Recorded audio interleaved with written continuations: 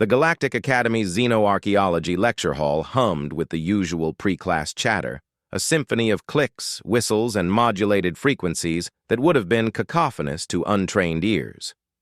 Professor Vexthor, a distinguished Cretaxian with 6 manipulator limbs and compound eyes that could perceive 17 color spectrums, arranged his collection of primitive weaponry across the display table with reverent care.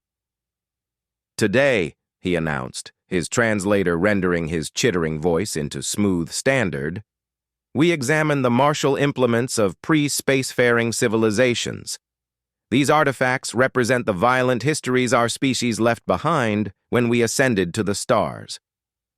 The class of 23 students from 14 different species leaned forward with academic interest, all except 2 humans sitting in the 3rd row.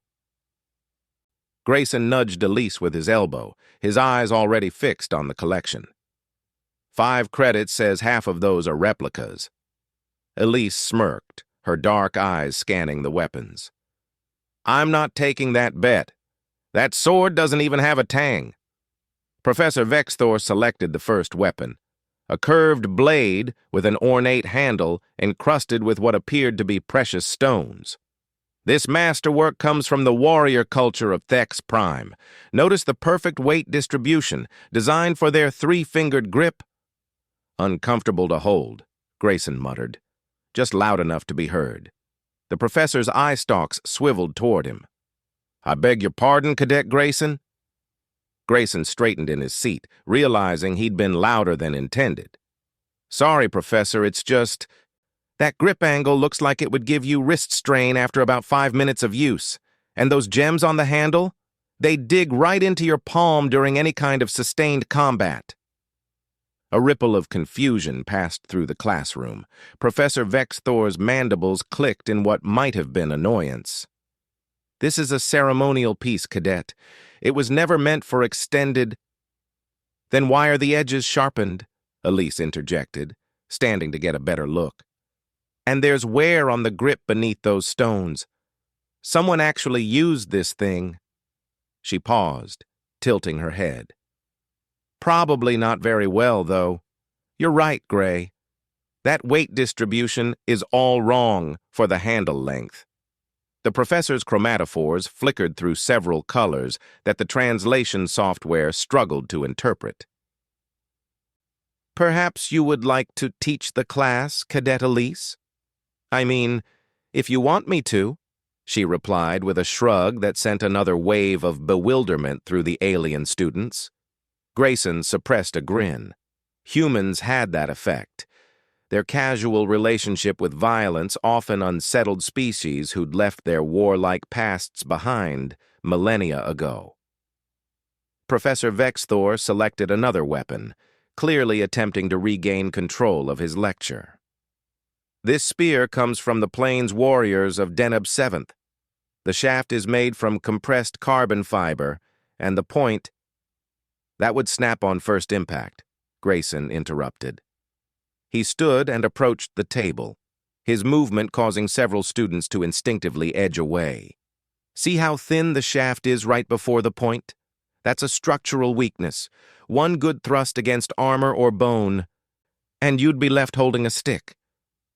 The Deneb warriors were highly successful. "Against what?" Elise asked, joining Grayson at the table. "Unarmored opponents? Sure, it might work, but calling this a weapon is generous. It's more like a really pointy flag." A Valorian student whose species had evolved from prey animals raised a tentacle nervously. "But surely ancient weapons were simply less sophisticated? Our ancestors also used crude implements before developing plasma technology." Grayson picked up what appeared to be a mace, a heavy ball attached to a short handle. He hefted it once, twice, then set it down with a shake of his head. "This weighs maybe 2 kilos. You could hurt someone with it, sure, but the handle's too short for leverage and too long for close quarters use. It's in this weird middle ground where it's not effective at any range." "Your species still studies primitive combat?" Professor Vexthor asked, his academic curiosity finally overriding his irritation. "Studies it," Elise laughed. "Professor, we practice it. For fun." The classroom erupted in alarmed chattering. The concept of recreational violence was foreign to most spacefaring species. Grayson continued examining the weapons with a critical eye that came from years of historical fencing and martial arts training. "This axe, the edge angle is wrong. This would bounce off a helmet rather than bite into it. And this sword—" He picked up an elegant rapier-like weapon. "Beautiful craftsmanship, terrible design. The cross guard doesn't actually protect your fingers, and the blade's too flexible. First time you tried to parry something heavy, you'd bend your own sword into your face." "Perhaps," Professor Vexthor said slowly, "you could explain to the class why humans seem to possess such intimate knowledge of weapon design." Elise and Grayson exchanged glances. It was Elise who answered. "Because we didn't stop fighting when we reached the stars, Professor. We brought our weapons with us, refined them, studied them. Every human soldier still trains with blades because you never know when your plasma rifle's going to fail." "Besides," Grayson added, running his finger along a supposedly ancient crossbow that couldn't have been more than 50 years old, "understanding how to kill efficiently is just understanding physics, leverage, and material science. Humans are really good at applied physics." A Mothian student spoke up, its wings trembling. "But why would you maintain such knowledge? We left our violent ways behind when we joined the galactic community." Elise's expression softened slightly. "Because forgetting how to fight doesn't mean you won't need to fight. It just means you won't know how when the time comes." The classroom fell silent. It was an uncomfortable truth that most species preferred to ignore, cushioned by the Galactic Concordate's protection and millennia of peace. Professor Vexthor carefully collected his artifacts. "I believe we should move on to a different topic. Perhaps the agricultural implements of—" "Professor," Grayson interrupted gently, "I didn't mean to derail your lecture. These are fascinating pieces. They tell us a lot about the cultures that made them, what they valued, what they feared, how they thought about combat." "Even if they're poorly designed?" the professor asked.